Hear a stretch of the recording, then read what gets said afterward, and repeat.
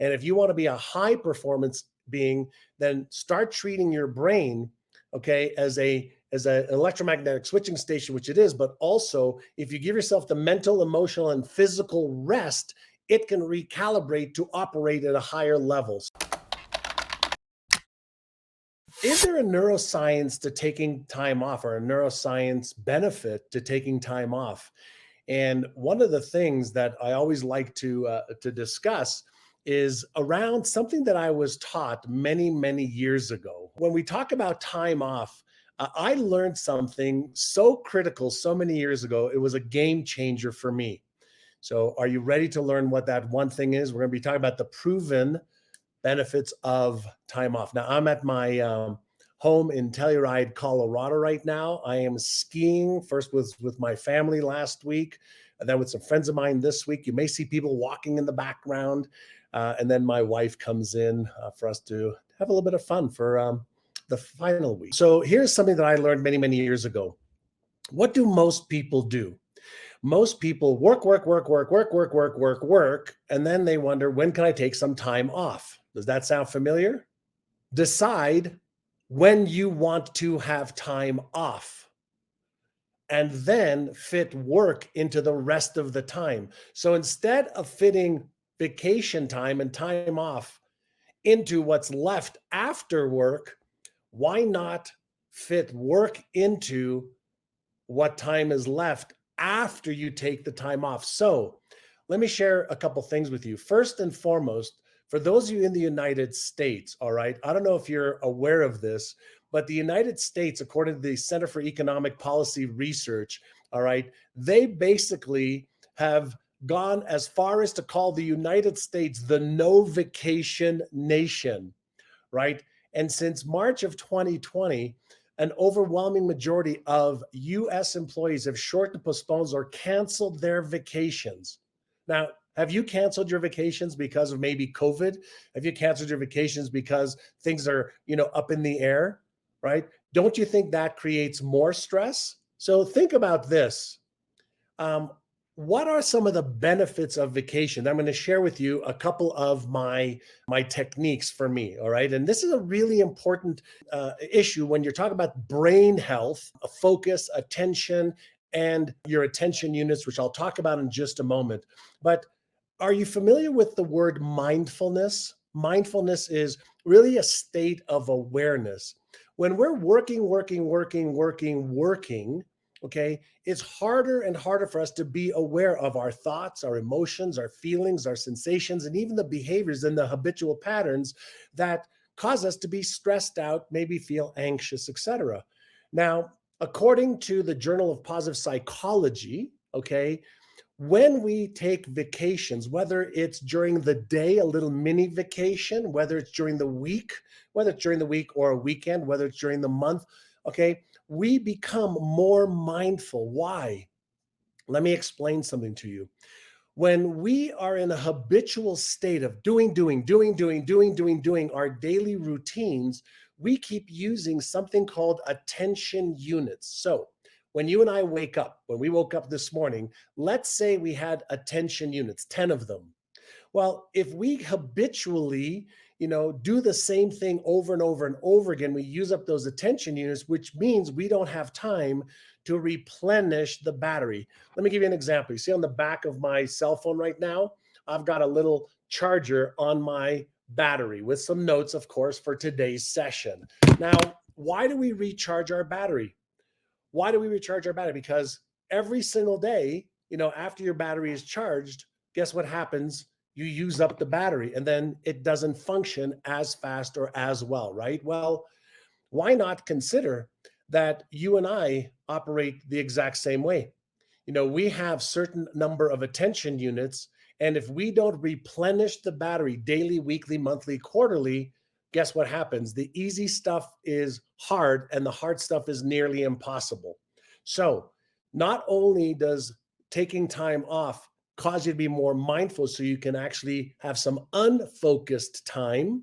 Unfocused time is just as important, according to latest neuroscience research, as focused time. But it also, according to Psychology and Health 2019, it improves your heart health. Why? Because the stress hormones aren't consistently being activated, the cortisol, the epinephrine, the norepinephrine, when we are working. Does that make sense?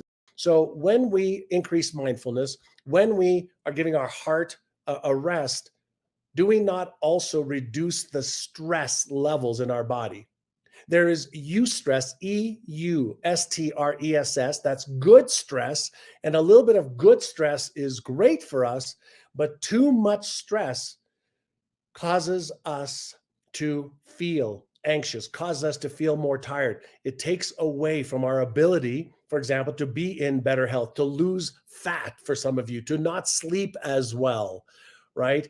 And when we take vacations, how many of you felt rejuvenated after a vacation, right? Anybody feel rejuvenated after a vacation, whether it's a day or a week?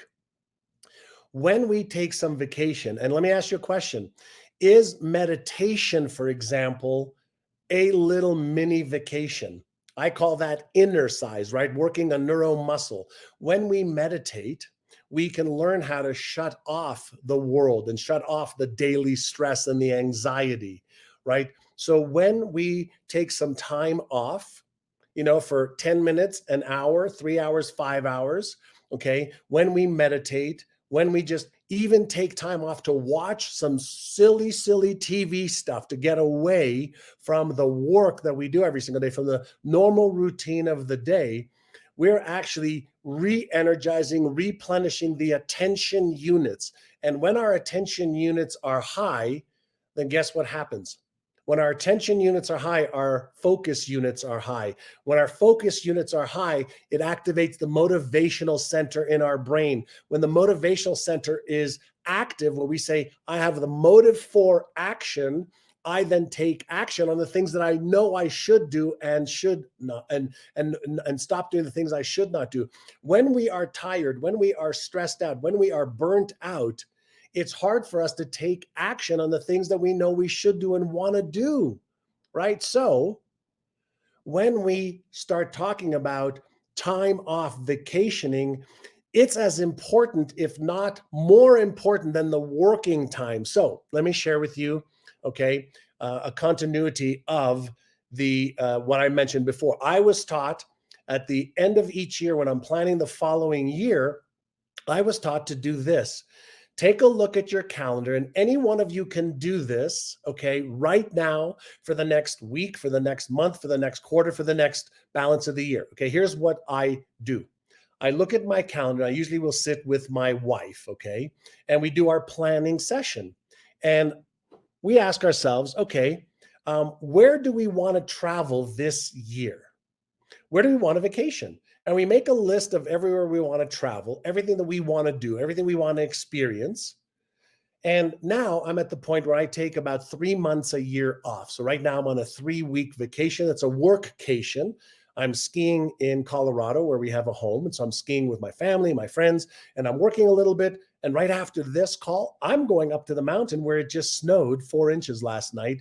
And so I'm going to be doing some spring skiing. But the point I want to make is we take the vacations that we want to have, and then we put it into our calendar first. And so I like to work on 6 weeks on, 1 week off. Okay, 6 weeks on, 1 week off on a regular schedule. Then every quarter, every 90 days, take 2 weeks off. In the summer, take 1 month off. So 6 weeks on, 1 week off. Every quarter, take 2 weeks off. And then in the summer, take a whole month off where I'm replenishing, thinking, and having fun. Now, every day when I wake up, I have a ritual. Okay, I want to share with you. I have a system and a ritual for high performance, right? And why do I do that? I do that because I want my brain and my heart and my body to move into action. So every day when I wake up, you know what the first thing is that I do? Can anybody guess what's the first thing that I do other than go to the bathroom? What's the first thing that I do? Every day, no matter where I am in the world, the first thing I do is meditate. Why? Meditation is a different state of consciousness than sleeping. We have an awake state, we have dreaming, we have sleeping, and meditative. There are 4 states, okay, of consciousness and meditation. Now, why do I meditate? Well, meditation actually calibrates my brain to be in harmony and synchronicity. Meditation allows me to pay attention, in some cases, to my thoughts, to pay attention to my emotions, to pay attention to my feelings and sensations. But meditation also, with practice, allows me to have no thoughts. No thoughts. That's an advanced state of meditation. But the first state of meditation is mindfulness. So when you become aware of your thoughts, emotions, feelings, sensations, and behaviors, if you're feeling stressed or anxious or you have anxiety, can't you just take a little bit of a break to reduce that? So when we set up rituals for time off, it could be 10 minutes of time off, which allows you to recalibrate the neurological system. I also do a few exercises every single day. A few exercises. Now, let me explain. We exercise to strengthen our physical body and organs and muscles, right? Well, what about exercising, right? Your focus neuromuscle, your attention your neuromuscle, your mindfulness neuromuscle, your habitual neuromuscle.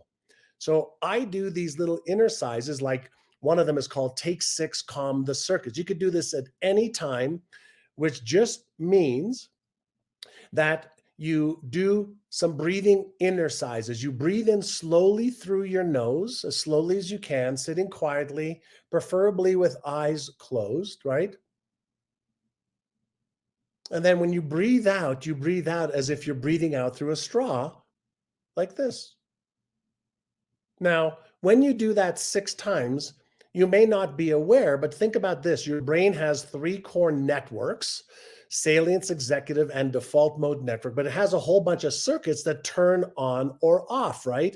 Your fear circuit, your focus circuit, your motivational circuit, your doubt circuit, your anxiety circuit, your stress circuit. All these circuits turn on or off. Well, are you aware that a short 1.5-minute exercise deactivates the stress circuit and actually charges the battery, right? Your attention units again, just with 6 deep breaths in through your nose and out through your mouth? That's as simple of an exercise, little mini vacation. Now, if you turned that breathing into 5 minutes or 10 minutes and you just focused on your breath in through your nose, out through your mouth, and if you had a thought, all you did was bring back to your breath, let the thought go, bring back to your breath. You're actually giving yourself, for every 10-minute little mini meditation you're doing, you're giving yourself the equivalent of 2 to 3 hours of rest. So you could do 1.5 minutes, you could do 5 or 10 minutes, you could do a few hours, you could do you could do a few days. But the whole idea is this: are you deliberately taking mini vacations to reset, recalibrate, re-energize your brain?